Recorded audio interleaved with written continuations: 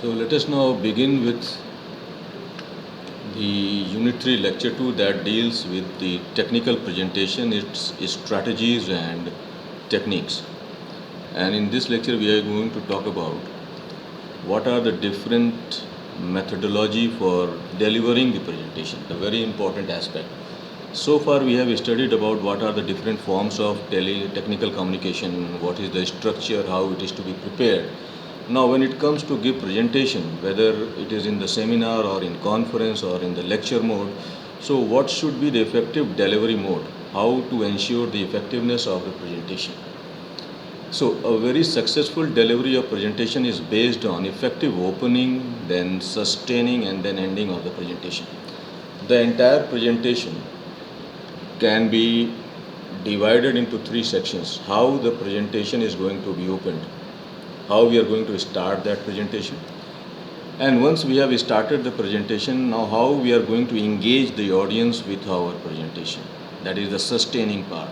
How to sustain their interest, how to keep their interest and the focus on the ongoing lecture or in the seminar or in the conference.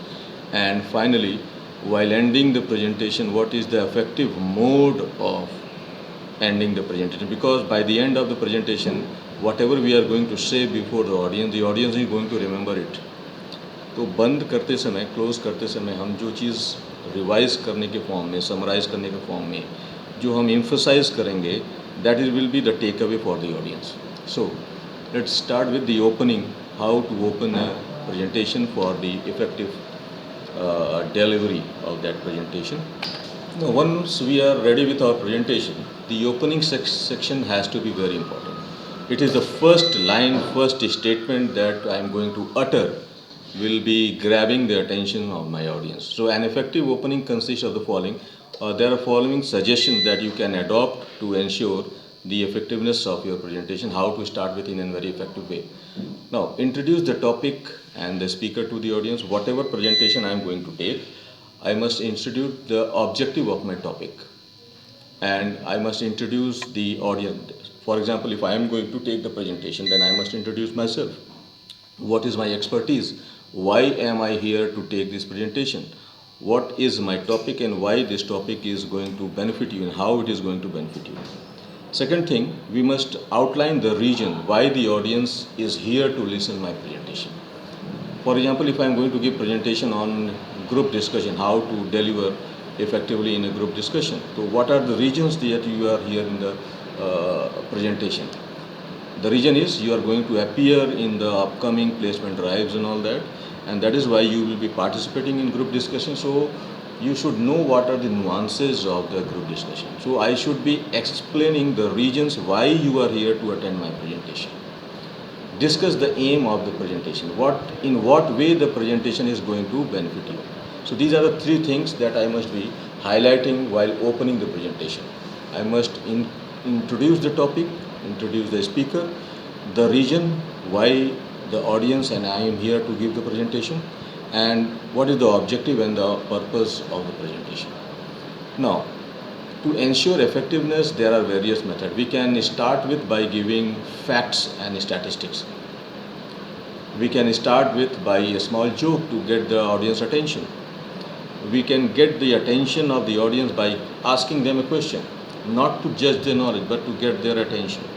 And the way the audience will be responding will set the tone for the upcoming presentation session.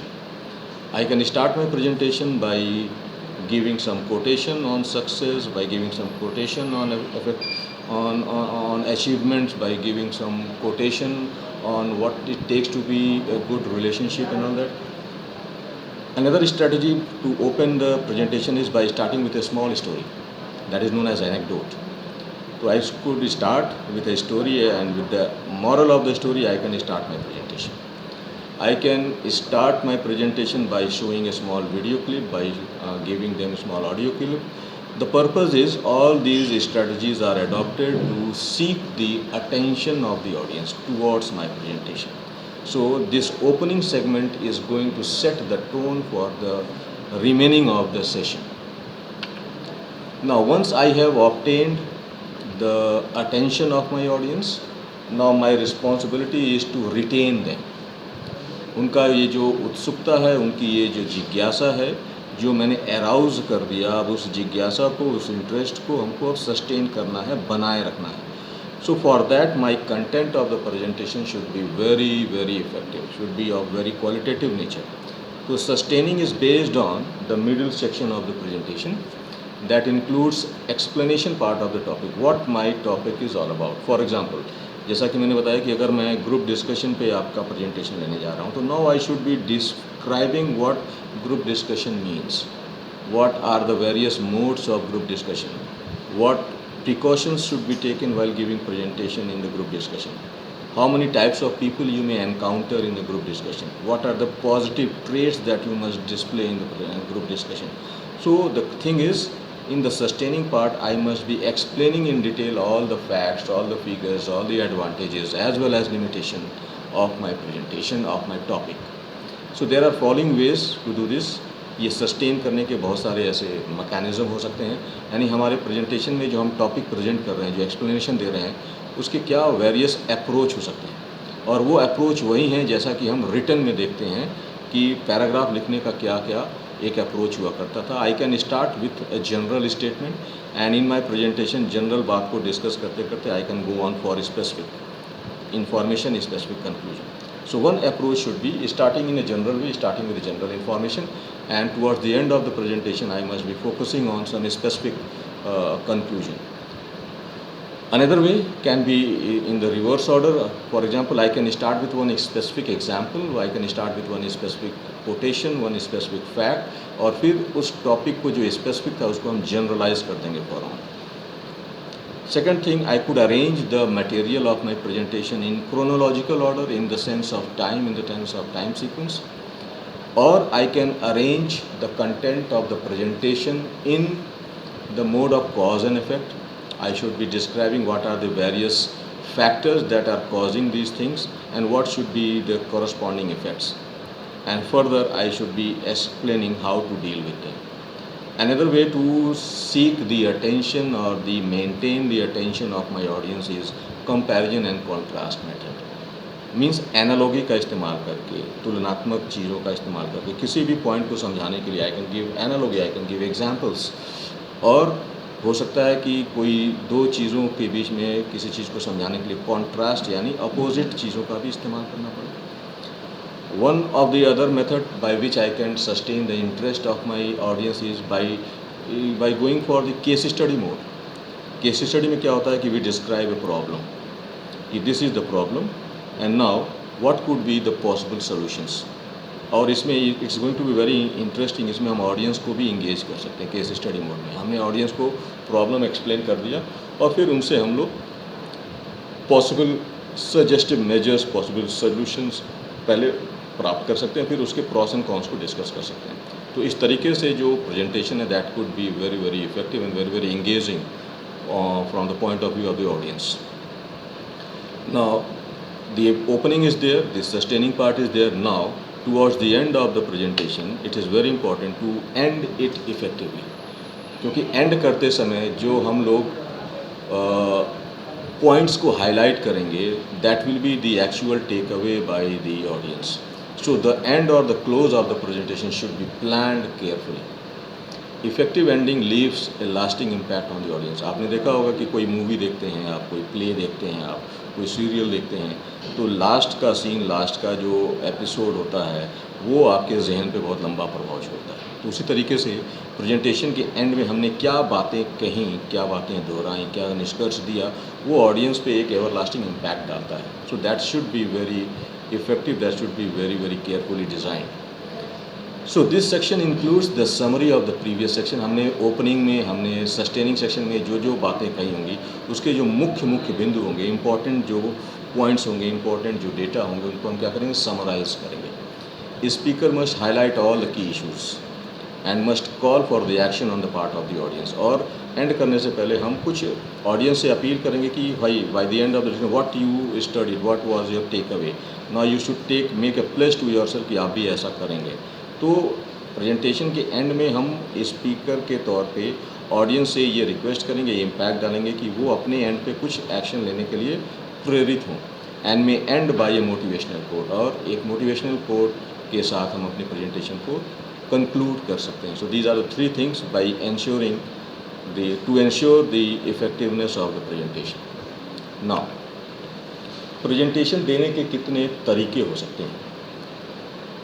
How many types, in how many ways a presentation can be given? So the first one is extemporaneous, यानी without any formal preparation, बिना कोई खास तैयारी के हम ये presentation देते हैं. In extemporaneous mode of presentation is delivered without special advanced preparation. बहुत ज़्यादा हमने मटेरियल इकट्ठा नहीं किया, बहुत ज़्यादा हमने प्रयास नहीं किया, क्योंकि हम एक्सपीरियंसड हैं तो अपने पहले के नॉलेज के आधार पे हल्का फुल्का प्रिपरेशन करके हम ये प्रेजेंटेशन दे सकते हैं.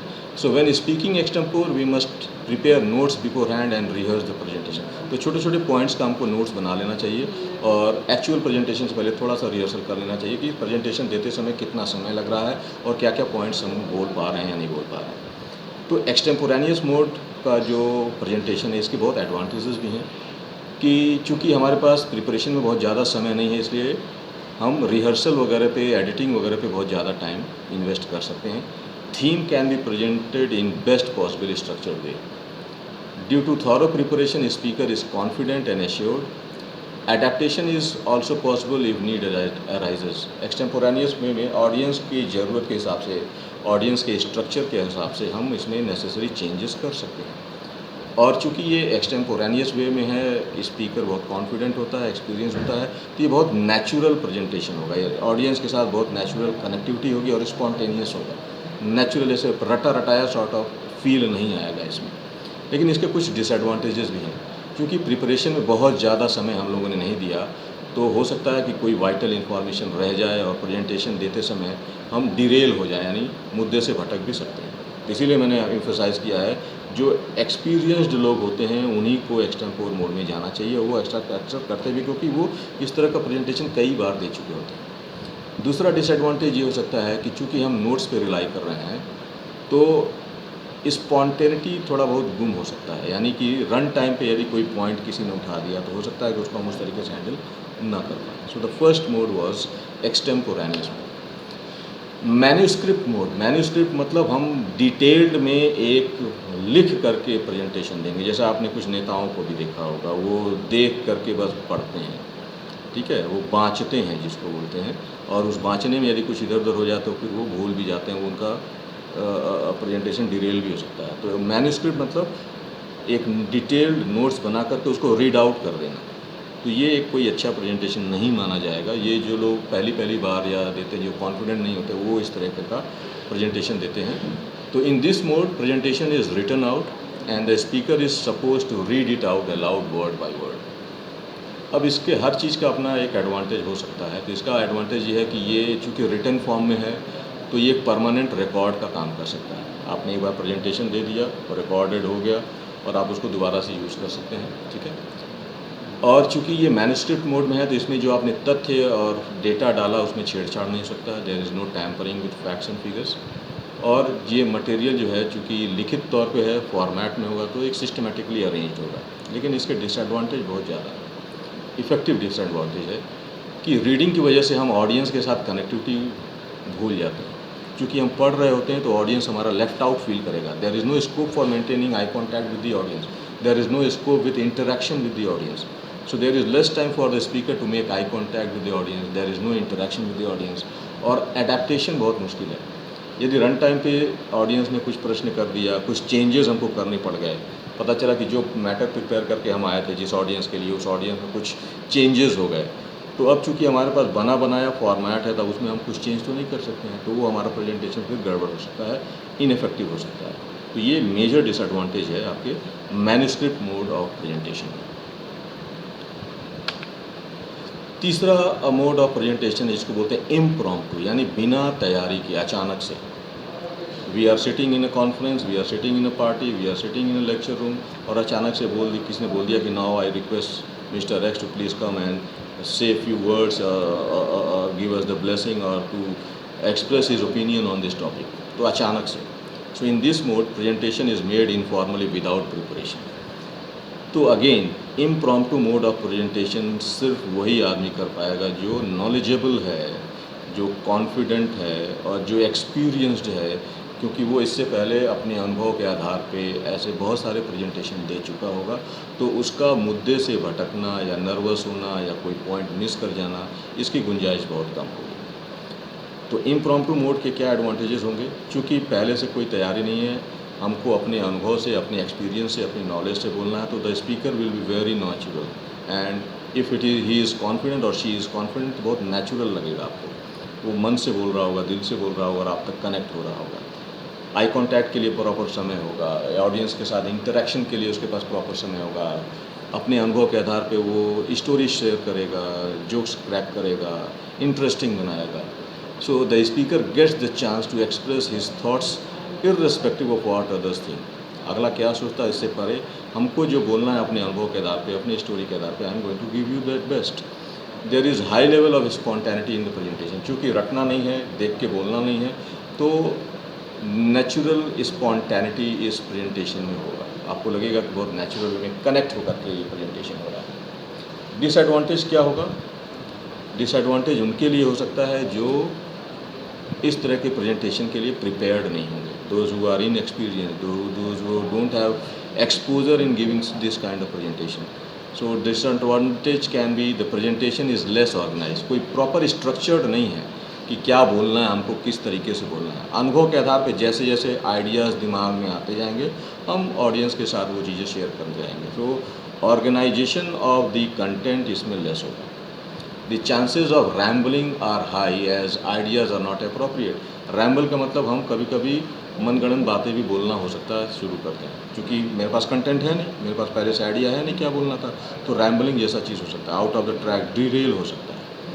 और अगर अगर स्पीकर जो है वो एक्सपीरियंस्ड नहीं है, नर्वस हो जाएगा, तो वोकलाइज्ड पॉजेज़ बहुत लेगा। वोकलाइज्ड पॉजेज़ का मतलब क्या हो गया कि आपने देखा होगा बहुत सारे लोग कभी कभी आम कर के थोड़ा सा ठहराव लेते हैं।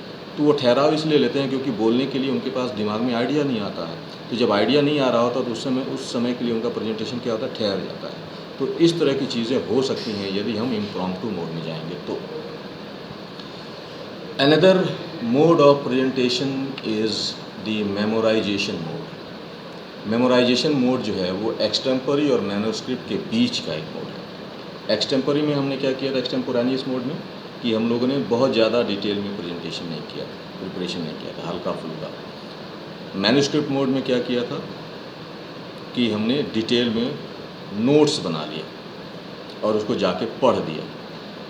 मेमोराइजेशन मोड में क्या होगा, हम नोट्स तो बनाएंगे, हम अपने कंटेंट को डिज़ाइन करेंगे, फॉर्मेट करेंगे, लेकिन उसको प्रेजेंटेशन देते समय जाके रीडिंग नहीं करेंगे, बल्कि हम क्या करेंगे, उसको रट लेंगे, पहले से मेमोरी में बैठा लेंगे, और फिर जैसे एक्सटेम्पोरानियस में बोलते थे, इम्प्रॉम्प्टू में बोलते थे, बिना देखे हुए ऑडियंस के सामने वो प्रेजेंटेशन देंगे। So this mode of delivery calls for memorising the material to be presented. अब इसमें एडवांटेज क्या होगा, चूँकि speaker is delivering from memory, he has less time to for eye contact with the audience. ये disadvantage में आ जाएगा आपका। इनफ टाइम, क्योंकि मेमोरी से बोल रहा है तो ऑडियंस के साथ कनेक्टिविटी के लिए उसके पास समय पर्याप्त रहेगा। उसका बॉडी लैंग्वेज, उसका आई कॉन्टैक्ट, उसका इंटरेक्शन विद द ऑडियंस के लिए उसके पास समय रहेगा, क्योंकि वो अपनी याददाश्त से बोल रहा है, देख के बोलना नहीं पड़ रहा है। तो eye contact and engaging the audience will be higher in this mode, just like in impromptu mode. The speaker can easily make best use of non-verbal communication. Non-verbal communication का मतलब क्या हो गया, making use of hand gestures, the way I stand, the way I hold the dais, the way I smile, the way I make eye movements, the way I make my hand gestures. तो non-verbal communication के लिए हमारे पास free time available होगा, and the interaction with the audience will be very high. What can be the disadvantage? याद करके बोल रहे हैं, कोई पॉइंट अगर भूल गए तो वहीं पे अटक जाएंगे। It requires too much time for memorisation. एक तो समय बहुत लेगा, आपको याद रखना पड़ेगा, इट नीड्स आपको बार बार प्रैक्टिस करना पड़ेगा, बार बार रिहर्सल करना पड़ेगा, ठीक है। If not rehearse properly delivery might fail, यानी कि अगर रिहर्स नहीं कर पाए प्रॉपरली तो क्या होगा, हम कोई पॉइंट भूल जाएंगे, फिर भूल जाएंगे तो नर्वसनेस आ जाएगा, ब्लैकआउट हो जाएगा, शिवरिंग होगा, और हम वहीं पे नर्वस होकर के अपनी प्रेजेंटेशन को एब्रप्टली एंड कर सकते हैं। तो वो एक बहुत क्रैशिंग सिचुएशन हो जाएगा। आपका प्रेजेंटेशन पूरा का पूरा वहीं क्रैश कर जाएगा। तीसरा डिसएडवांटेज है कि कोई फ्लेक्सिबिलिटी नहीं है। मान लीजिए कि प्रेजेंटेशन दे रहे हैं और उसमें कुछ रन टाइम पे चेंजेस करने पड़ गए या ऑडियंस के अनुसार उसमें कुछ सुधार करना पड़ गया, तो ये पॉसिबल नहीं है, क्योंकि हम तो पहले से रट के आए हुए हैं। अब उसमें चेंजेस करने की गुंजाइश नहीं है। चेंज करने की गुंजाइश रन टाइम पे किस में था, एक्सटेम्पोरेनियस में था या इम्प्रॉम्प्टू में था। तो मैन्युस्क्रिप्ट मोड में या मेमोराइजेशन मोड में there is no scope for the further flexibility during the speech. So these were the various nuances about how to give your effective presentation. So that was all about the Unit 3 Lecture 2. Thank you.